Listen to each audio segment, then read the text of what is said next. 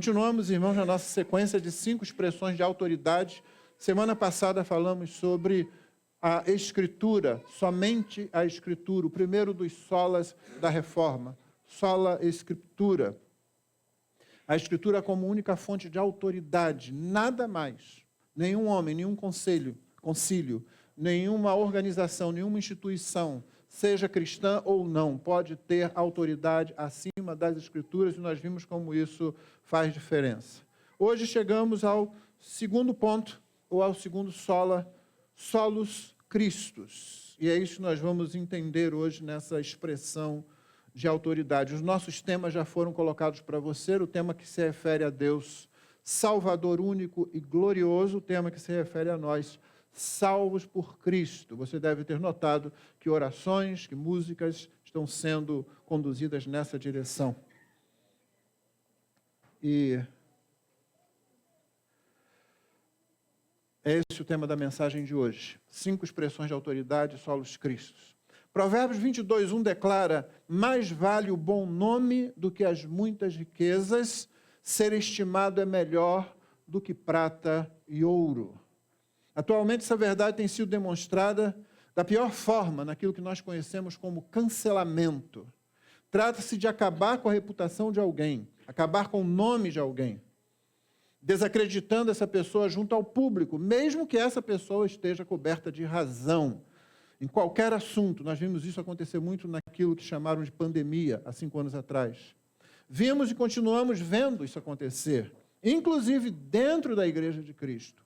O nome de Jesus caiu em descrédito. Isso deveria nos alarmar.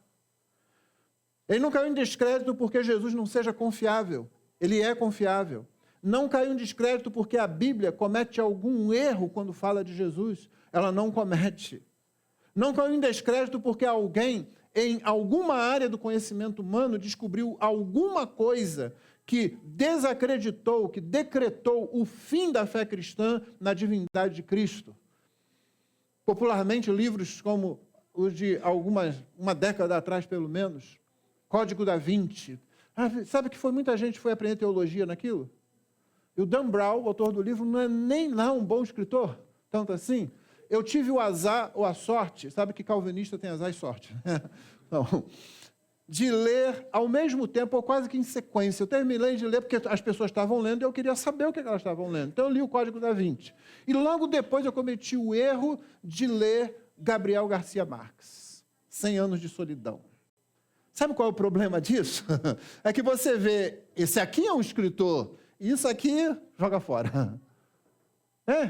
Mas muita gente foi atrás daquilo. Olha aí, realmente. Aí veio o Evangelho de Judas. Aí veio o evangelho que fala que Maria Madalena era amante de Jesus.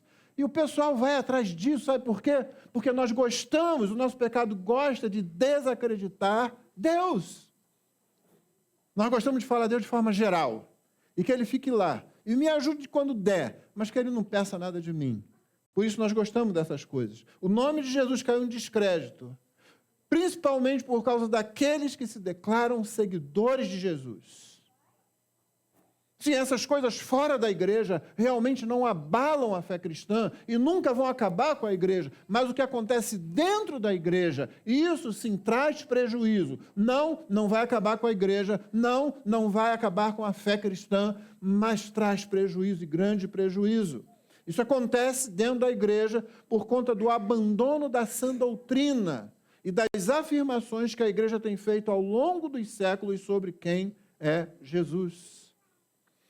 Para que você se situe historicamente, a expressão latina solus Christus, que significa somente em Cristo ou somente através de Cristo, ela surge para se contrapor à ideia da Igreja Católica Romana medieval, de que pecadores podem ser justificados e salvos por méritos humanos, sejam os do próprio pecador, ou sejam os dos santos, que são pecadores, mas que de alguma forma possuem méritos que os outros não têm, possuem mais méritos que os outros. Ou seja, essa expressão significa, solus Christus, que somente a obra de Cristo tem mérito.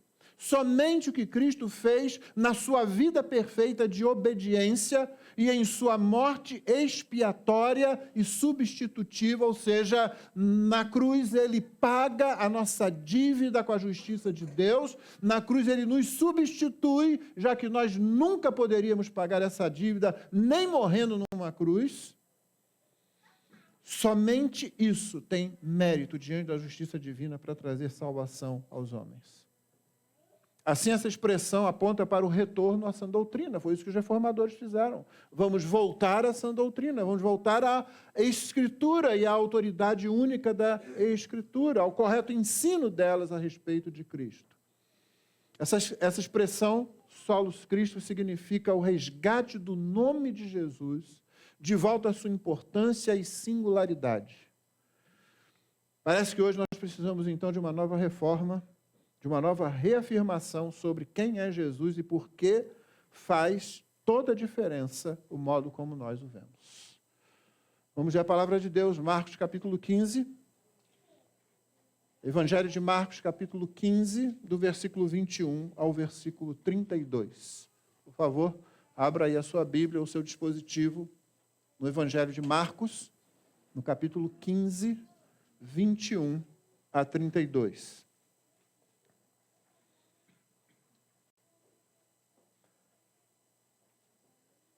Diz assim a palavra de Deus. E obrigaram Simão Cirineu, que passava, vindo do campo, pai de Alexandre e de Rufo, a carregar a cruz de Jesus. E levaram Jesus para o Gólgota, que quer dizer lugar da caveira. Quiseram dar-lhe para beber vinho misturado com mirra, mas Jesus não aceitou. Então o crucificaram e repartiram entre si as roupas dele, tirando sorte, para ver o que cada um levaria. Eram 9h da manhã quando o crucificaram. E a inscrição com a acusação contra ele dizia: o rei dos judeus. Com ele foram crucificados. Crucificaram 2 ladrões, um à direita e outro à sua esquerda. E cumpriu-se a escritura que diz: com malfeitores foi contado. Os que iam passando blasfemavam contra ele, balançando a cabeça e dizendo: ah, você que destrói o santuário e em 3 dias o reedifica.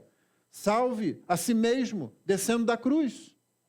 De igual modo, os principais sacerdotes com os escribas, zombando, diziam dele: salvou os outros, a si mesmo não pode salvar. Que o Cristo, o Rei de Israel, desça agora da cruz, para que vejamos e creiamos. Também os que com ele foram crucificados o insultavam. Essa é a palavra do Senhor. Talvez a pergunta mais importante jamais feita seja aquela feita por Pilatos ao povo lá em Jerusalém, e que está registrada em Mateus 27 e 22. Que farei então com Jesus chamado Cristo? Que farei então com Jesus chamado Cristo? Vimos na semana passada que faz diferença gigantesca o modo como você se aproxima das Escrituras. E há 2 modos de fazer, e somente 2. Ou ela é a palavra de Deus e tem importância vital e eterna, ou ela não é a palavra de Deus e acaba tendo muito pouca importância, muito pouco valor, em função das reivindicações que a própria Escritura faz de si. Você poderia dizer, pastor, ela tem valor literário, sim, só que ela faz afirmações que, se não forem verdadeiras, são tolas, são mesquinhas, são egoístas, são fantasiosas. Então, ela tem menos valor do que outras literaturas existentes.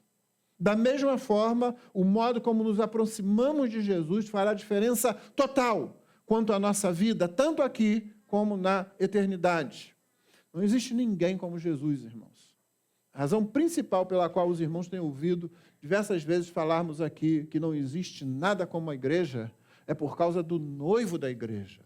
É porque não há ninguém que se compare a ele, que a igreja é algo diferente e superior a todas as outras instituições que existem.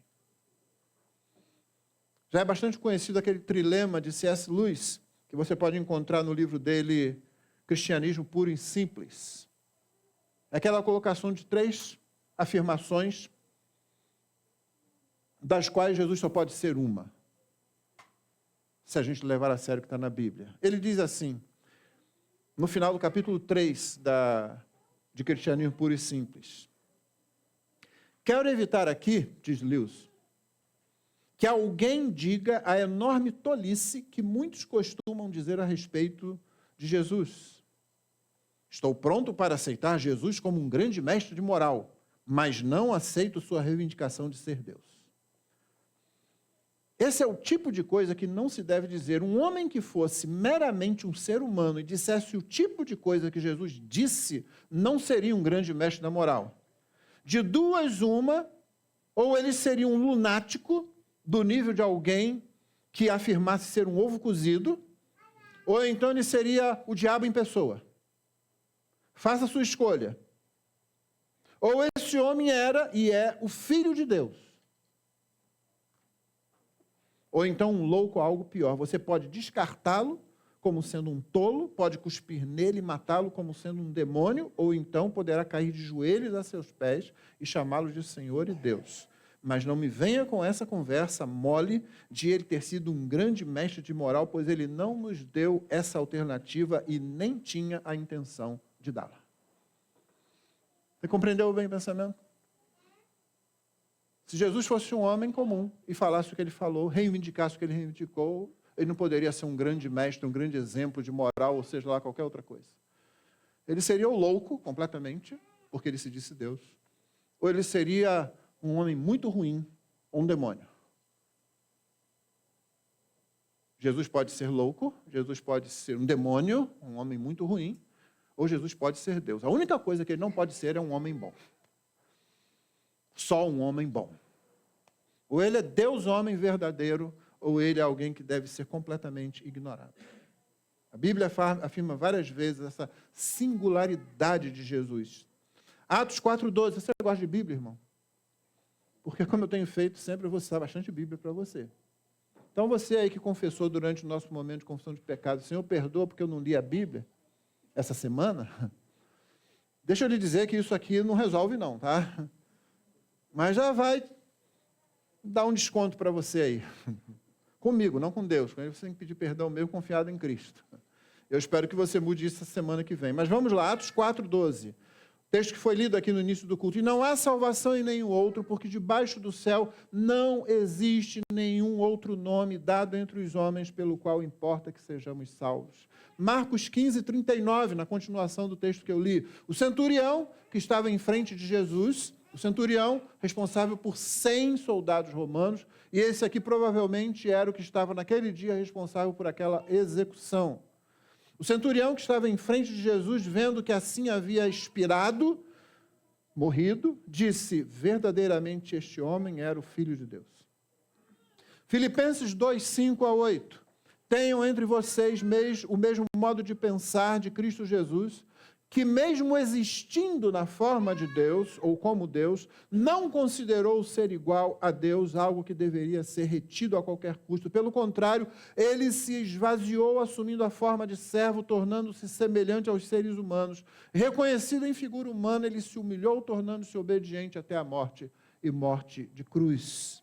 1 Timóteo 2:5, Paulo escreve, porque há um só Deus e um só mediador entre Deus e a humanidade, Cristo Jesus, homem. João 1, há uma tacada final nesse negócio dizendo, no princípio era o verbo estava com Deus, o verbo era Deus. Ele estava no princípio com Deus. Todas as coisas foram feitas por ele e sem ele nada do que foi feito se fez. Isso é João 1, 2 e 3. No verso 14, quando ele encerra esse parágrafo, ele declara, e o verbo se fez carne e habitou entre nós, cheio de graça e de verdade. Vimos a sua glória, glória como do unigênito do Pai.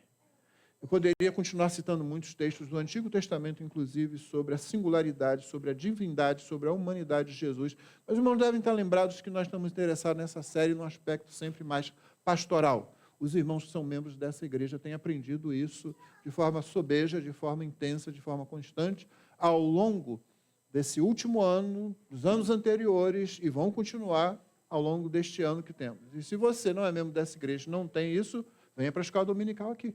Começa às 9 horas da manhã, tá? Por enquanto é aqui, depois vai para Gonzaga Baixo, 67, mas você já pode anotar aí. Eu tenho certeza que você vai lucrar muito aprendendo a boa teologia da Bíblia. Esse ano, o credo de Nicéia completa 1.700 anos, ele é de 325. Uma reunião de líderes da igreja foi reunida pelo imperador Constantino. Sim, foi o imperador, só ele podia fazer essa convocação. Mas ele não apitou nada.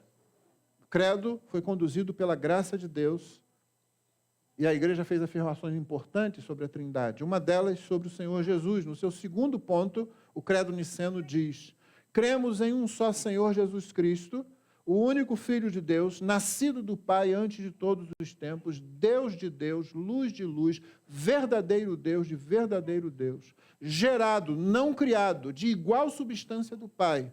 Por ele todas as coisas foram feitas. Por nós, homens, e por nossa salvação, ele desceu do céu e se fez carne pelo Espírito Santo, da Virgem Maria, ou a partir da Virgem Maria, e se tornou homem. Também por nós, foi crucificado sob Pôncio Pilatos, padeceu e foi sepultado. Ressurgiu no terceiro dia, conforme as Escrituras, subiu ao céu, está sentado à direita do Pai e de novo há de vir, com glória para julgar os vivos e os mortos, e o seu reino não terá fim. Quase dá vontade de você dizer amém, né? Não, amém você pode dizer, você só não pode dizer amém para isso como se estivesse dizendo amém para as Escrituras, mas amém quer dizer é verdade, ou verdadeiramente. E isso sim, é uma declaração que está completamente consistente com o ensino das Escrituras. Daí as nossas afirmações teológicas sobre o Senhor serem geralmente colocadas, como eu fiz semana passada com as Escrituras, quem estava aqui vai se lembrar, numa afirmação e numa negação. E a afirmação é assim: reafirmamos que nossa salvação é realizada unicamente pela obra mediatória do Cristo histórico, sua vida sem pecado e sua expiação por si só são suficientes para nossa justificação e reconciliação com o Pai. Negamos que o Evangelho esteja sendo pregado se a obra substitutiva de Cristo não estiver sendo declarada e a fé em Cristo e sua obra não estiver sendo invocada. Você prega qualquer outra coisa, isso não é Evangelho. Ou você prega somente em Cristo, solos Cristos, ou não é Evangelho que está sendo pregado. O Senhor Jesus é singular, ele é verdadeiramente Deus e verdadeiramente homem. Ele é único porque somente ele pode fazer o que ele veio fazer, salvar. Ele pode fazer o que ele faz por causa de quem ele é. E, finalmente, o que ele faz revela quem ele é. Entendeu? Só ele, por ser homem, Deus pode salvar pecadores. Salvar pecadores revela que ele é o homem, Deus e o único que pode fazer isso. Somente Jesus, por exemplo, apenas para a gente olhar para uma pequena parte da teologia, detém os 3 ofícios necessários à salvação dos homens. Ele é profeta, o que mais? Sacerdote e rei.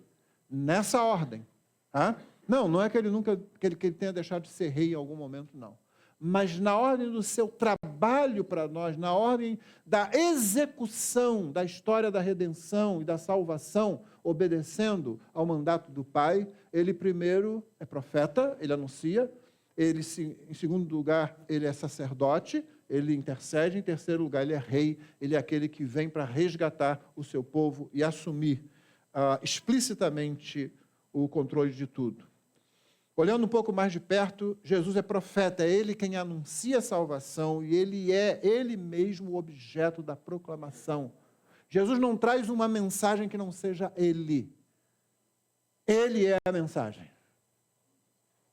Isso é muito importante. Nós pregamos uma mensagem que não é a gente. Nós pregamos ele, nós pregamos a Cristo. Nós não nos pregamos, ou pelo menos se somos fiéis a Deus, crentes e tendo alguma sensatez na cabeça, nós não pregamos a nós mesmos. Cristo, porém, é ele mesmo o objeto da própria proclamação do evangelho que ele trouxe. João 1,17 diz, porque a lei foi dada por Moisés, a graça e a verdade vieram por meio de Jesus Cristo. Marcos 1, 14, 15, anota a própria palavra de Jesus. Depois de João ter sido preso, Jesus foi para a Galileia pregando o evangelho de Deus. Ele dizia: o tempo está cumprido e o reino de Deus está próximo. Arrependam-se e creiam no Evangelho. No Evangelho de João, você fica sabendo que crer no Evangelho, o Senhor Jesus ensina, é crer naquele que o Pai enviou. Nele mesmo, Jesus. Ele é sacerdote, é Ele quem sustenta a salvação, pois é Ele quem intercede por nós. Você já pensou nisso? Que Jesus ora por você? Você me pede, pastor, ora por mim. Nós pedimos aos irmãos, orem por nós. Nós pedimos, orem por nós, mas você já parou para pensar que Jesus ora por você? Você tem uma mostra disso, desse ofício sacerdotal de Jesus, ainda enquanto ele está no exercício da execução da salvação, em Lucas 22, 31 e 32, quando ele fala para Pedro assim: Simão, Simão, eis que Satanás pediu para peneirar vocês como trigo, eu, porém, orei por você, para que a sua fé não desfaleça, e você, quando voltar para mim, fortaleça seus irmãos. Aí imaginou a situação? Pedro estava sempre na berlinda, não estava? Jesus está falando para o grupo, né? Satanás pediu para peneirar vocês. Satanás quer peneirar todos nós, irmão. Ele quer pegar, ele quer jogar para cima, como se fazia nas fazendas, quando você joerava o trigo, por exemplo. Ele quer jogar você de um lado para o outro, ele quer tornar você confuso, enfim, ele quer fazer você ficar longe de Deus. O Senhor Jesus diz para o grupo de discípulos, ele pediu: eu, porém, orei por você, Pedro, para que a sua fé não desfaleça. O ponto aqui não é Pedro, o ponto aqui não é Satanás, o ponto aqui é que Cristo ora por nós. Isso não parou lá. João 17 é o capítulo que contém a oração sacerdotal de Jesus. Ele é chamado dessa forma porque Jesus faz uma longa e completa oração pelos seus discípulos, tanto aqueles que ali estavam como aqueles que ainda viriam a segui-lo. No verso 20, apenas para a gente ter a ideia, ele diz: não peço, ele está orando, não peço somente por estes, mas também por aqueles que vierem a crer em mim, por meio da palavra que eles falarem. Jesus pediu por você, naquele momento em que ele estava orando lá. Mas ele continua fazendo isso. Romanos 8,34, é Cristo Jesus quem morreu, ou melhor, quem ressuscitou, o qual está à direita de Deus e também intercede por nós. E nada talvez deixe isso mais claro do que Hebreus 4, 14 a 16, texto que eu sei que você vai se lembrar. Tendo, pois, Jesus, o Filho de Deus, como grande sumo sacerdote, que adentrou os céus, conservemos firmes a nossa confissão. Porque não temos sumo sacerdote que não possa se compadecer das nossas fraquezas. Pelo contrário, ele foi tentado em todas as coisas, a nossa semelhança, mas sem pecado. Portanto, aproximemo-nos do trono da graça com confiança, a fim de recebermos misericórdia e encontrarmos graça para ajuda em momento oportuno. Você percebeu isso? Nós temos um sumo sacerdote que entrou, por assim dizer, no Santo dos Santos. Só que o sumo sacerdote terreno, ele entrava naquele cubículo, naquele lugar pequeno que havia no tabernáculo e mais tarde no templo, aquele lugar em que ninguém mais entrava. Ele entrava lá sozinho. O Senhor Jesus entra sozinho, oferece a si mesmo como sacrifício no altar que é a cruz do Calvário. Só que agora, quando ele entra, ele nos leva juntos. Você e eu entramos. Aliás, o texto diz que nós devemos entrar com confiança. Aproximemo-nos do trono da graça com confiança. Sabe o que é isso? Você entra na presença do Rei. E você entra na presença do Rei, onde você não merece estar, para pedir o que você não sabe nem pedir direito. E você pode fazer isso por causa do grande sumo sacerdote que nós temos. Por último, ele detém o ofício de Rei. É ele quem garante a salvação. Ninguém nos tira dele. Ele é rei porque ele tem poder, ele tem autoridade. Ele tem soberania. Meu irmão, o conceito de rei realmente, se você quiser entender bem, é aquele que tem soberania absoluta. Como era em muitos lugares, e em alguns lugares hoje ainda é assim. Soberania de vida e de morte. Isso poderia ser bom, poderia ser ruim, de um modo geral, sempre estava sujeito a falhas, porque os reis humanos eram humanos. Esse rei não. Lucas 1, 32, 33, quando do anúncio do nascimento ainda o nascimento de Jesus, o anjo diz a Maria: este será grande e será chamado Filho do Altíssimo. Deus, o Senhor, lhe dará o trono de Davi, seu pai. Ele reinará para sempre sobre a casa de Jacó, e o seu reinado não terá fim. Você sabe o que isso significa? Aquele que toma você pela mão e entra no Santo dos Santos reina para sempre.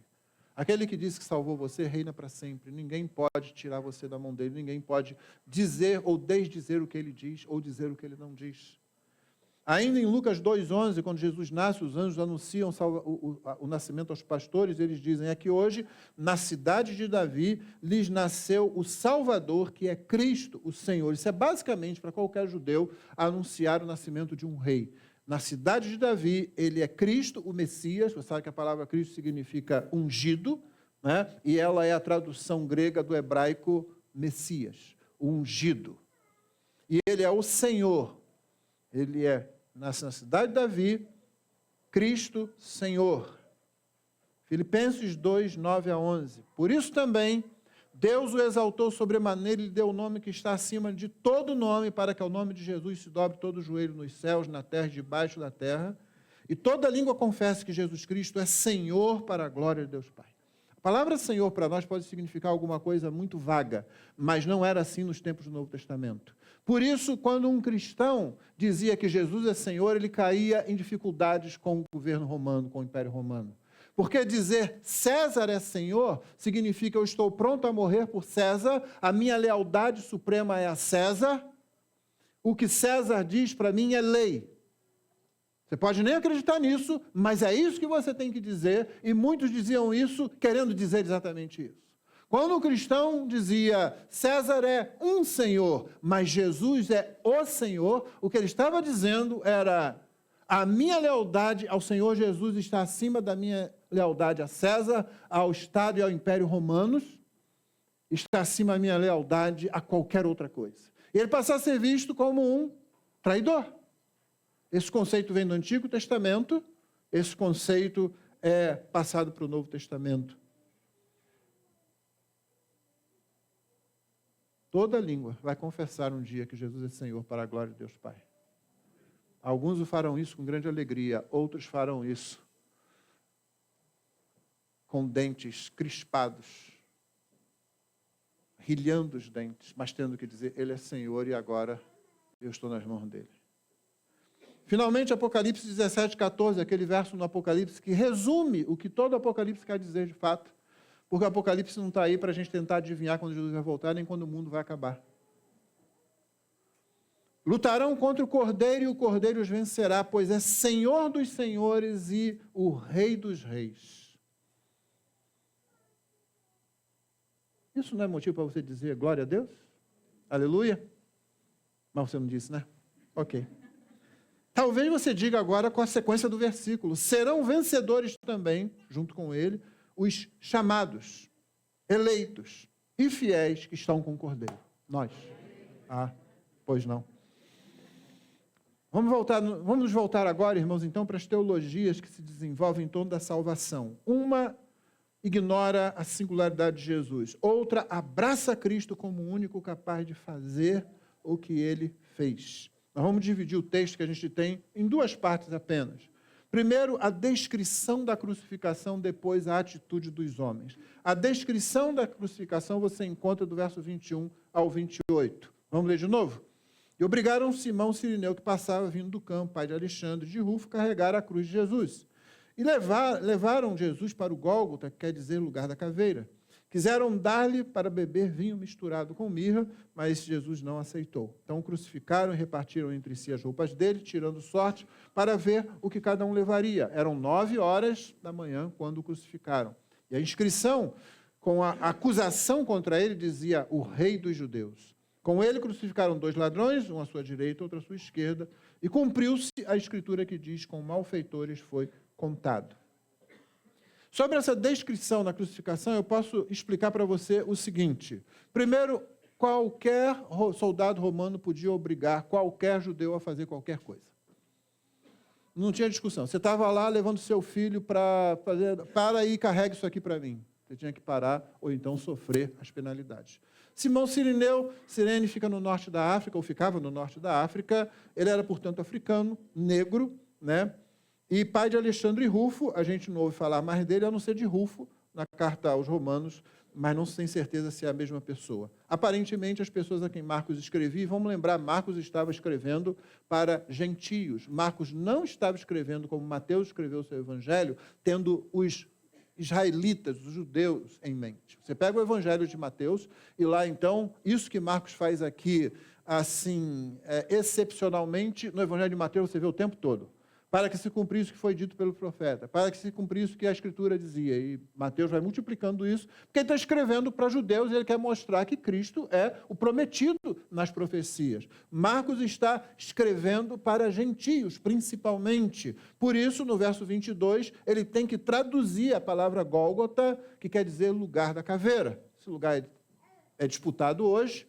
Há uma construção perto de Jerusalém, fora da cidade, que parece uma caveira. Isso é menos importante do que o fato de que Marcos está interessado em dar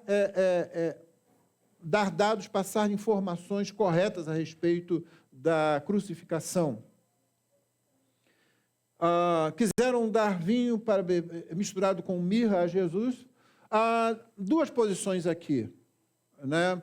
Isso poderia ser sarcasmo dos soldados apenas, porque não há nenhuma prova de que isso aqui fosse dado numa esponja, fosse aliviar o sofrimento de Cristo, ou poderia ser para tentar aliviar o sofrimento de Cristo, mas há disputa sobre isso também. O fato é de que isso estava acontecendo. Repartiram as roupas dele, que também era comum. Os bens que o executado tinha eram repartidos ainda aqueles soldados que o executavam. Eles deram um azar, porque Jesus já possuía a roupa do corpo. Não possuía mais nada. Se ele tivesse outras coisas, as coisas seriam repartidas, só que ele não tinha mais nada. Ele só tinha aquilo que estava ali. A inscrição com a acusação contra ele era o títulos, a acusação era carregada pelo condenado enquanto ele estava indo para o lugar da execução, ou às vezes era apenas colocada acima da cruz, quando ele era crucificado. E fizeram a crucificação de mais dois com eles. Você se lembra quem é que tinha que estar naquela cruz do meio? Barrabás, um assassino.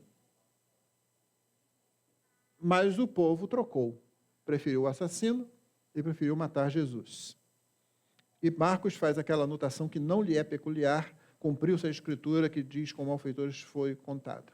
A descrição da crucificação, pelo menos, nos mostra quatro coisas. Primeiro, o valor histórico. Os detalhes na narrativa não são aleatórios. No domingo passado à noite, eu preguei uma mensagem sobre uma narrativa do Antigo Testamento. Você se lembra? Moisés ali diante da sarça ardente? Se lembra? Hoje já ia ficar desesperado aqui. Foi domingo passado só.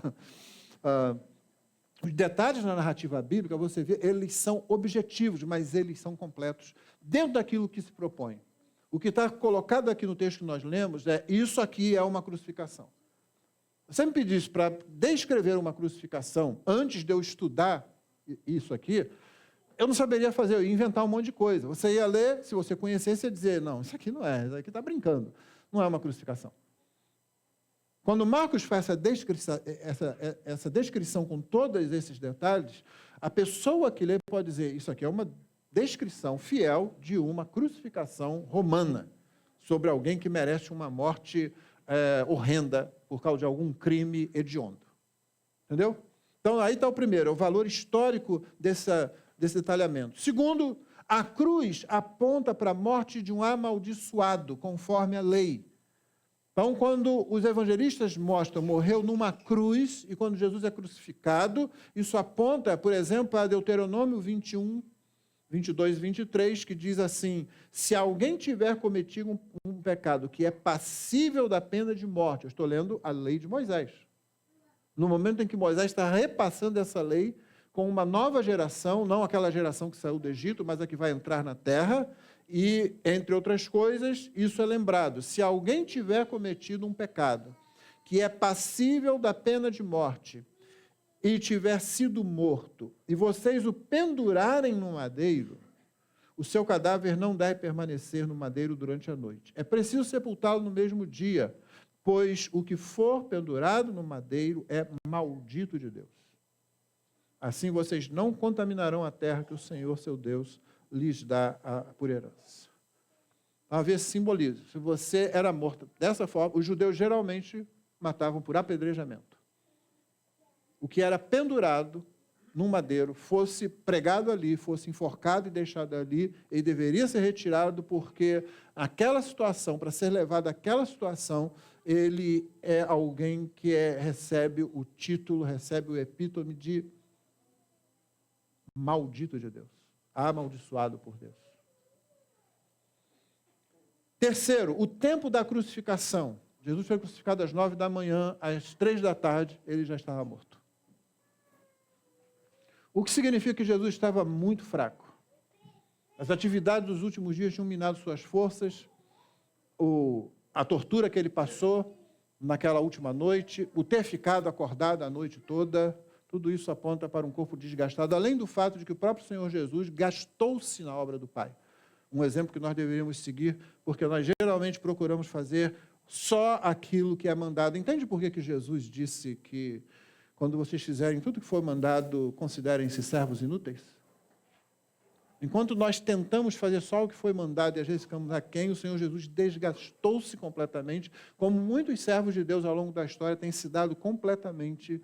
Alguns morrem cedo, não porque gastaram a sua vida em prazeres e devassidão, mas porque gastaram as suas vidas na própria obra do Senhor. Por último, a ironia do títulos. Como eu disse, títulos era a palavra em latim para aquela placa que se colocava. Ela foi colocada em aramaico, ela foi colocada em latim, ela foi colocada em grego.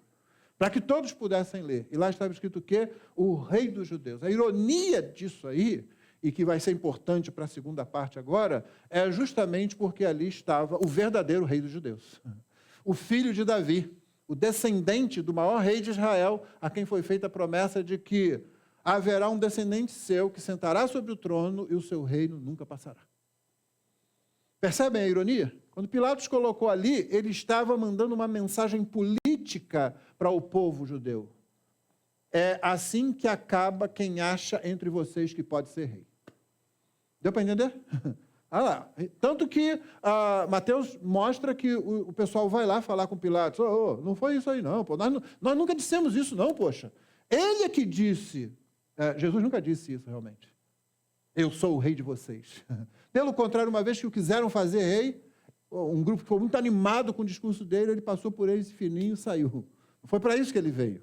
Ele veio para a cruz, ele não veio para o trono. Agora ele vem para o trono. E é bom estar preparado para encontrá-lo. Então, quando Pilatos escreveu aquilo, ele estava mandando uma mensagem política, mas ele estava escrevendo uma grande verdade. A verdade que ninguém estava percebendo, que todo mundo achava que não era. O Rei dos Judeus. Os últimos versos, a atitude dos homens. 29 a 32. Os que iam passando blasfemavam contra ele, balançando a cabeça, que era um gesto comum. Você balançava a cabeça, como nós fazemos às vezes, né? Não é assim? Que a gente gosta de fazer? A gente só nunca faz isso para a gente mesmo, né? Como é que eu fui fazer isso? Os que iam passando blasfemavam contra ele, balançando a cabeça e dizendo: você que destrói o santuário em 3 dias o reedifica, salve a si mesmo descendo da cruz. De igual modo, os principais sacerdotes com os escribas, zombando, diziam entre si: salvou os outros, a si mesmo não pode salvar. Que o Cristo, o Rei de Israel, desça agora da cruz para que vejamos e creiamos. Também os que com ele foram crucificados o insultavam. 3 coisas a respeito disso que eu peço que você preste atenção. Primeiro, destruir e reconstruir o templo, nos versos 29 e 30. A ironia aqui era que os judeus estavam destruindo o verdadeiro templo de Deus. O templo no qual o Deus verdadeiro veio habitar entre os homens e se tornou homem verdadeiro também. A ironia é que eles estavam destruindo aquele templo e ele desceria da cruz, sim, e seria reconstruído ao 3º dia. Tudo que eles estavam falando ali iria se cumprir. Isso é irônico, na medida em que eles tinham uma ideia completamente diferente. No verso 31, salve os outros. Salvou os outros, salve a si mesmo. Né? Perdão, no verso 31 é salve os outros. Salvou os outros. Ele salvou os outros, mas a ele mesmo ele não consegue salvar. É muito interessante que poucas horas antes da Páscoa, os sacerdotes se dão ao trabalho, junto com os fariseus, de ir até aquele local. Eles deviam estar se preparando para a Páscoa. O que é que eles fazem? Eles saem de Jerusalém, vão até lá. Isso mostra o enorme ódio que eles tinham por Jesus. Mas não foram só eles que crucificaram Jesus. Houve uma multidão que gritou, crucifica-o. Crucifica-o. Exceto umas poucas pessoas. E os discípulos que o abandonaram, todos os outros estavam favoráveis à crucificação. E aqueles que não sabiam direito o que pensar, diz o evangelista, estavam ali para ver o que ia acontecer. Quando Jesus diz Eli, Eli, o pessoal que não sabia aramaico direito, não conhecia que a expressão significava Deus meu, pensavam que eles estavam chamando Elias. Vamos ver se Elias vem tirá-lo da cruz. Sabe aquele curioso que está passando no acidente e não para ajudar, mas atrapalha o trânsito todo atrás? Porque ele quer olhar o que aconteceu? Tinha uma turma lá que estava lá para isso. O fato é que os fariseus, os sacerdotes, estavam lá também. Que ódio que eles tinham. Ainda assim, a ironia é que Jesus salvaria, sim, a si mesmo, embora não do modo como os sacerdotes pensaram. E salvaria muitos outros também. Finalmente, o verso 32, que o Cristo, o Rei de Israel, desça da cruz para que vejamos e creiamos. O Rei Messias desça da cruz. Se você ler todo o capítulo 15, você vai ver que a expressão Rei dos Judeus se repete várias vezes ao longo do capítulo. Desde que Pilatos começa a perguntar para Jesus, você é o Rei dos Judeus? Novamente, nós vemos a ênfase no Rei Messias, o Rei dos Judeus, e na verdade teológica da declaração. Eu e você cremos em Jesus. Por quê, irmãos? Porque ele desceu da cruz, não foi? Entenda, naquelas palavras que Marcos registra, de todos aqueles que estavam debochando de Jesus, ali naquele momento, ele registra verdades teológicas. Ainda que aquelas pessoas que estavam ali naquele momento, inclusive fazendo isso, não percebessem isso. A primeira verdade teológica é, ele vai descer da cruz, ele desceu da cruz. Do modo correto, morto. Entendeu? Desça da cruz, sim, ele vai descer. É por isso que eu e você cremos nele, porque ele desceu da cruz. Do jeito certo, morto. A segunda verdade é porque ele salvou a si mesmo. Jesus salva a si mesmo no sentido de que... Não, Jesus não precisa de salvação como eu e você precisamos, não. Espero que você esteja entendendo. Os membros da igreja eu tenho certeza que estão, né? Tá bom. Então explica para algum visitante que tiver dificuldade depois.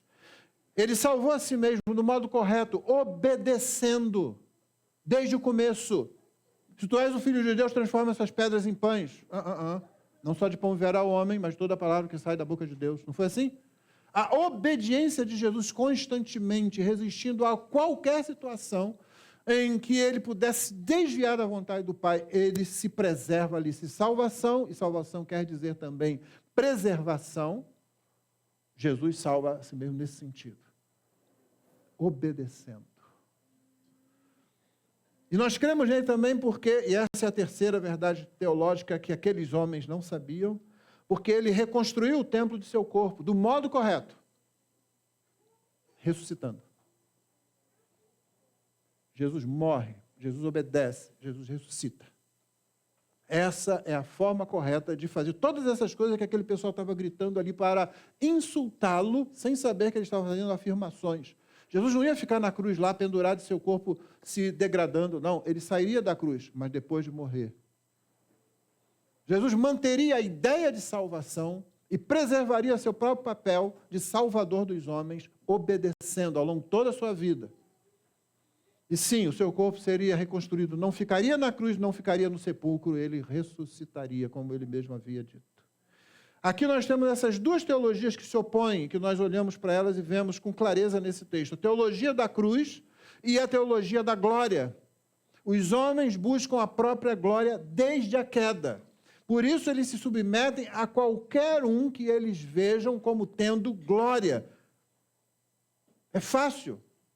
Uma pessoa vê algum tipo de glória, ainda que passageira, em alguém e começa a seguir essa pessoa.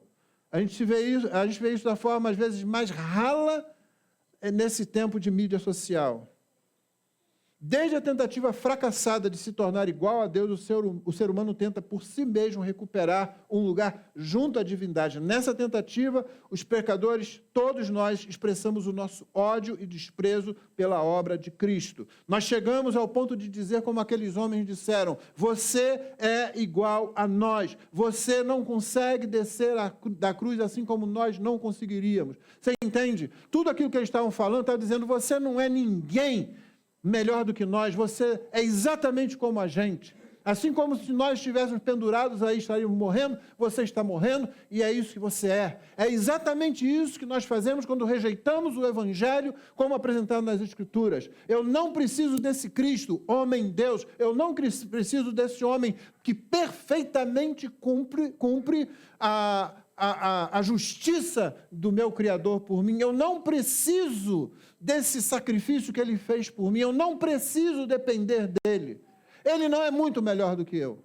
Se isso toma forma cristã e religiosa, vai dizer: ele não é suficiente. Tá, ele fez muita coisa, mas você precisa de um santo que interceda por você. Você precisa de acender uma vela, você precisa subir uma escada, você precisa fazer um sacrifício, você precisa matar um animal ainda, numa cachoeira, num parque, em algum lugar. Ou seja, ele não é suficiente. No final das contas, ele não é lá muito melhor do que eu. Outras mais sofisticadas vão dizer assim: não, ele não é Deus. Ele é como eu e você, só que ele evoluiu muito espiritualmente. Você entende? No final das contas, o conceito é o mesmo. Você é igual a nós. Nós desprezamos a Deus.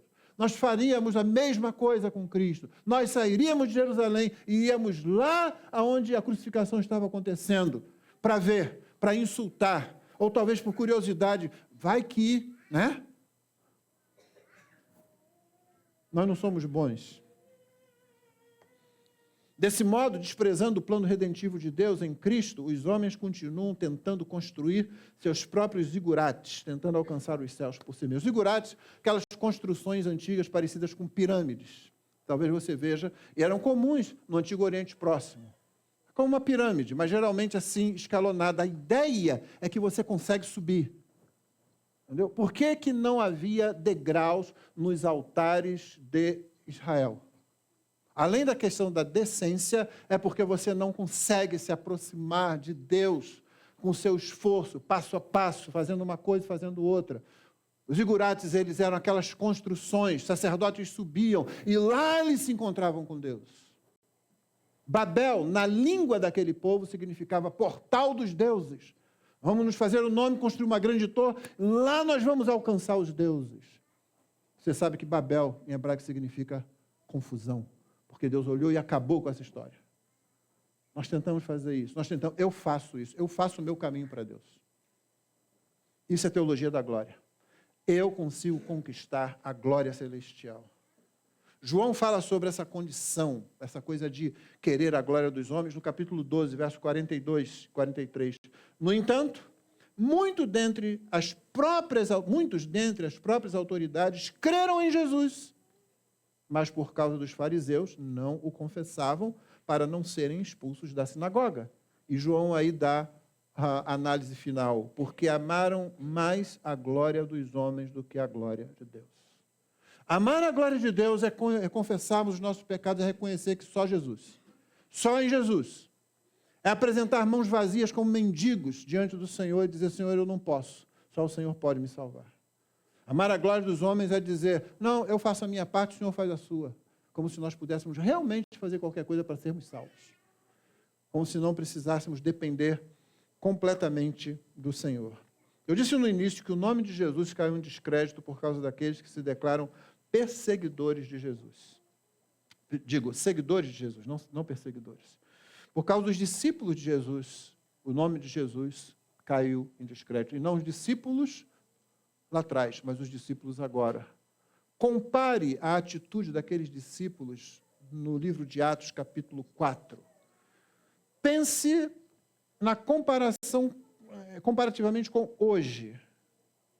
Atos 4 diz assim, chamando-os, quem chamou? O Sinédrio, aquela corte, a mesma que condenou Jesus e entregou para o Império Romano crucificar. Chamou quem? Chamou Pedro e João, os discípulos, porque eles tinham curado um coxo, curado um aleijado na porta do templo, e eles fizeram isso. Se eles fizessem isso e dissessem em nome de Pedro e João, primeiro não ia acontecer, né? Mas se eles tivessem feito qualquer coisa assim,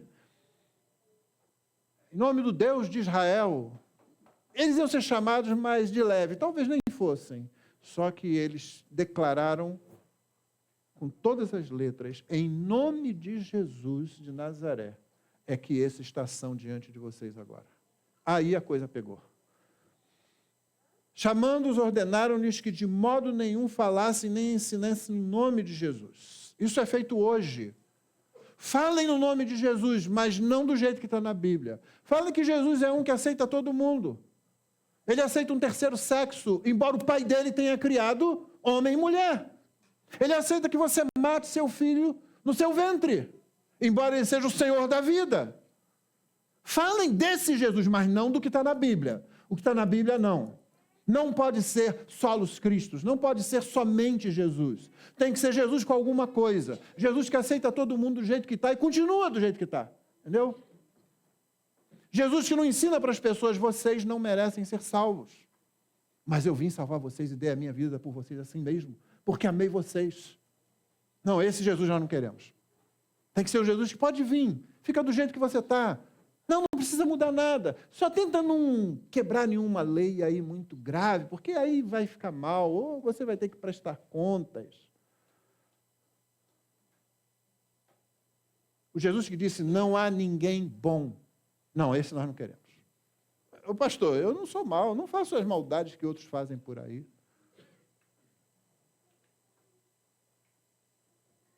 Eles disseram que de modo nenhum falassem nem ensinassem no nome de Jesus. Eles estavam diante da mesma situação, da mesma escolha que muitos cristãos hoje têm estado no Brasil e no mundo. Pare de pregar essa mensagem desse jeito. Pregue uma coisa mais palatável. Pegue uma coisa que a gente consiga aceitar. E aí a gente vai deixar você em paz. Qual foi a resposta dos apóstolos? Diferentemente do muito que a gente tem visto por aí, eles disseram, Pedro e João responderam, os senhores mesmos julguem se é justo diante de Deus ouvir antes aos senhores do que a Deus, pois não podemos deixar de falar das coisas que vimos e ouvimos. Eu termino com 3 perguntas. A óbvia, que você sabia que eu ia fazer se você prestou atenção na mensagem. Então, se você não soubesse, quando eu disser não foi o que você pensou, é porque você não prestou atenção na mensagem. Ou eu posso estar sendo muito exigente com você também. Quem é Jesus para você? Eu deveria acrescentar aqui de verdade. Quando você entra por aquelas portas ali, canta, abre a sua boca para cantar, a quem que você está cantando? Você realmente quer que tenha alguém ouvindo isso? E que tenha alguém que considera isso? Quem é Jesus para você? Segundo, o que você tem feito de Jesus que se chama o Cristo? Se você confessa que Jesus é o Cristo, o Messias, o Salvador dos homens, o que você tem feito dele na sua vida de fato? Qual a importância que ele tem para você amanhã, na segunda-feira? Qual a prioridade que Jesus tem sobre as outras pessoas, sobre os seus amores, sobre os seus temores, sobre suas atividades, sobre o seu tempo de entretenimento, sobre os seus relacionamentos, sobre aquilo que você pensa que satisfaz o seu coração? Qual é a prioridade que Jesus tem? O que você tem feito de Jesus que se chama o Cristo? Por último, diante do que foi exposto, o que você fará de Jesus daqui em diante?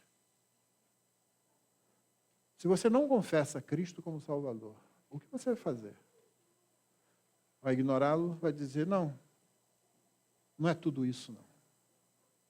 E se você confessa Cristo como Salvador, e o Espírito Santo, ao longo dessa mensagem, foi mostrando que há áreas em sua vida que você está querendo guardar para você, o que significa que no final você está guardando a sua vida para você?